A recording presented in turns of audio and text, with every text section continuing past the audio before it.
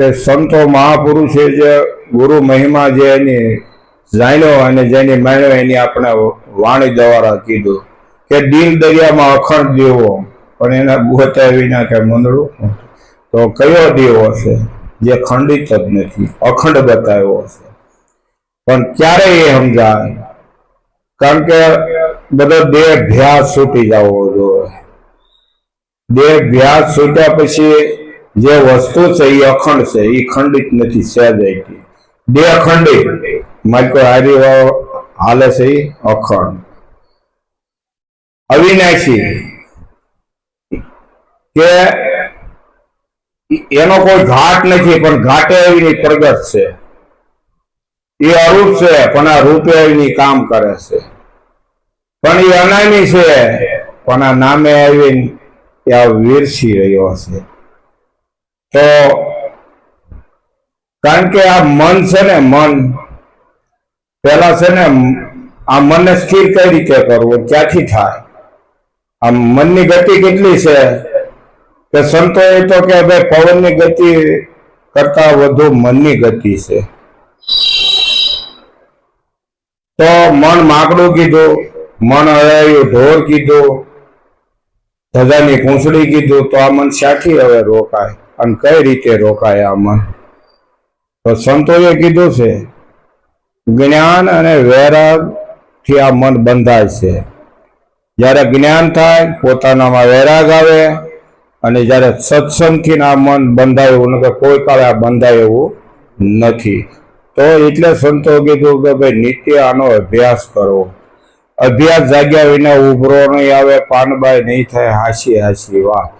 તો આ મન એ ઠેકાણે જ બંધાય એમ છે, બાકી કોઈ મનનું ઠેકાણું જ નહીં. જપ કરો, તપ કરો, વ્રત કરો, આરાધના કરો, કે કાશી જાઓ, કેદાર જાઓ, કે જટા વધારો, દાઢી વધારો, એક તાણા કરો, કાંઈ મેલ પડે એવો. પણ જો અહીંયા રહે તો મેલ પડી જાય સંતો મહાપુરુષો કે. એટલે મન ઉપર આપણે નિરાંત મહારાજે બહુ સારી વાત કરી છે.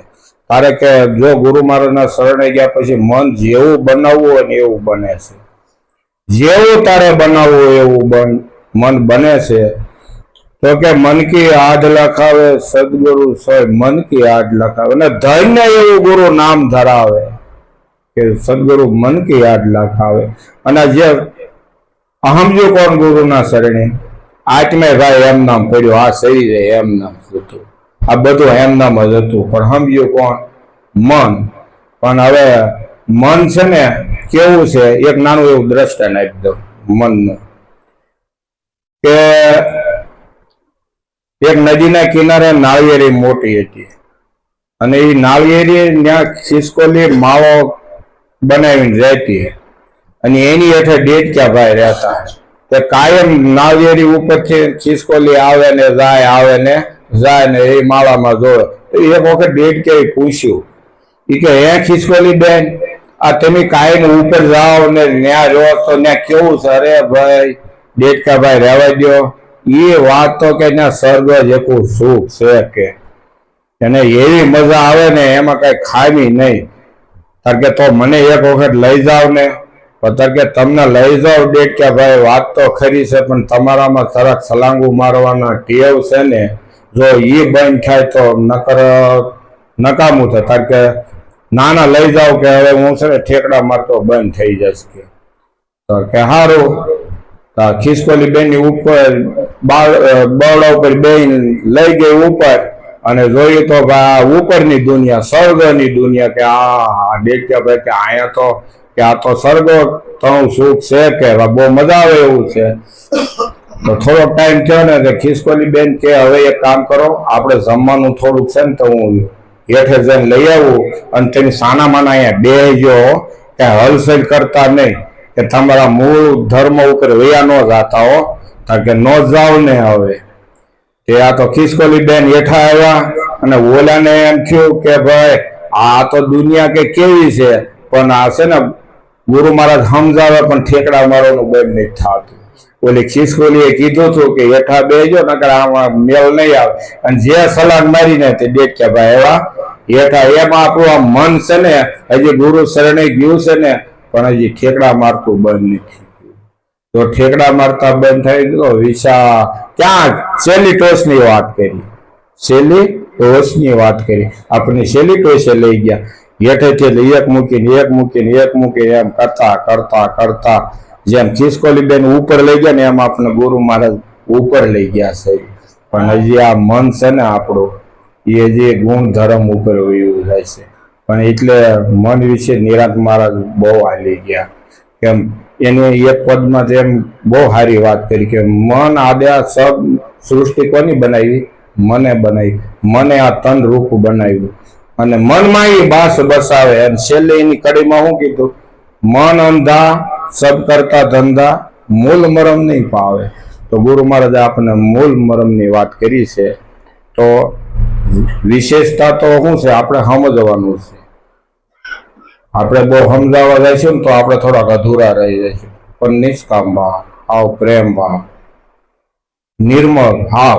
આપણે વાણી બોલી છે ને કે નિર્મળ થઈને આવો મેદવાણા પાનબાઈ તો તમને રમાડું 52ની બાઈ. આપણે બોલી જ છે. પણ એ માયલું આપણામાં કેટલું છે? આપણામાં વિવેક કેટલો આવ્યો? આપણામાં સંતના લક્ષણો કેટલા આવ્યા? આપણામાં અધિકારીના લક્ષણો કેટલા આવ્યા? પેલા આપણો ઉપદેશ નહોતો લીધો ત્યારે કેવા હતા? ઉપદેશ લીધો પછી સુધારો આવ્યો, પછી એમાંથી સંતની ઉપમા આપણને આપી તો એથી વધારે આપણે નિર્મળ બનવું પડે. એમ કરતા કરતા ગુરુ મહારાજે આપણને અધિકારી બનાવ્યા. તો અધિકારી કેવો હોવો? એમાં વાદ વિવાદ આવે, રાગ દેશ આવે, મારું તારું આવે, સંતના લક્ષણો જેમ ઉપર જાય ને એમ માણા નીચો નમે. તો આવું ગુરુ મહારાજનું જ્ઞાન છે. એક નાની એવી વાણી બોલી પછી આપણે બીજાને સાંભળવી. આ ભક્તિ છે ને, ભક્તિની રીત આવડવી જોઈએ કે ભક્તિની રીત કોને કહેવાય. પેલા ભગવાન મળે ને પછી એની ભક્તિ કરાય. ભગવાન નો મળ્યો ભક્તિ કરવી એ બધી અટકળની છે. એ બધી અટકળની છે. રામ ભજની રીત જને આવડી રે. રામ ભજની રીત જને આવડી રે. ના સુધર્યા છે સર્વે કાજ. રામ ભજની રીત જને આવડી રે. ના સુધર્યા છે સર્વે કાજ. રામ ભજની રીત જને આવડી રે. કોઈ તીરથ વ્રત કરે યાત્રા રે. કોઈ તીરથ વ્રત કરે અરે કરે કરણી ના કોટી ઉપાય. રામ ભજની રીત જને આવડી રે. કરે કરણી ના કોટી ઉપાય. રામ ભજની રીત જને આવડી રે. આવાય ને જોયા છે દાખલા રે. આવાય ને જોયા છે દાખલા. અરે પર પાંચેરી જેણી કિરતાર. રામ ભજની રીત જને આવડી રે. પર પાંચે નારી જે કિરતાર. રામ ભજની રીત જને આવડી રે. પદાર્થ ને પકડે કઈ ન સરે રે. પદાર્થ પકડે રે. ઘાટ મેલી અઘાટ ગાવ. રામ ભજન રીત જને આવડી રે.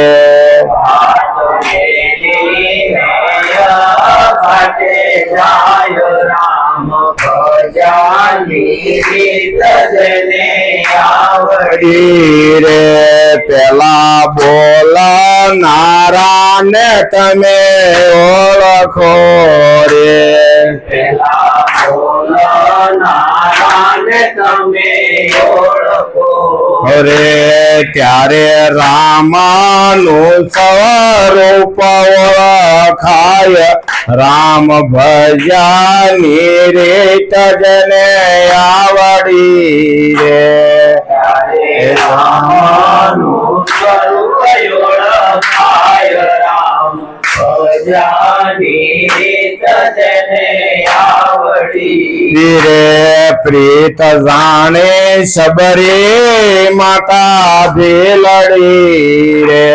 પ્રીત જાણી શબરી માતા ભીલડી રે રામ શબરી ને ગોતવા જાય રામ ભજાની રીત જેને આવડી રે રામ શબરીને ગોતવા જાય રામ ભજાની રીત જેને આવડી રે પ્રીત જાણી ખેવટ જી ખેવટીએ રે પ્રીત જાણી કેવટ દેખે વાટીએ રે પ્રભુ યાસક બનીને જાય રામ ભજાની રીત જેને આવડી રે પ્રભુ યાચક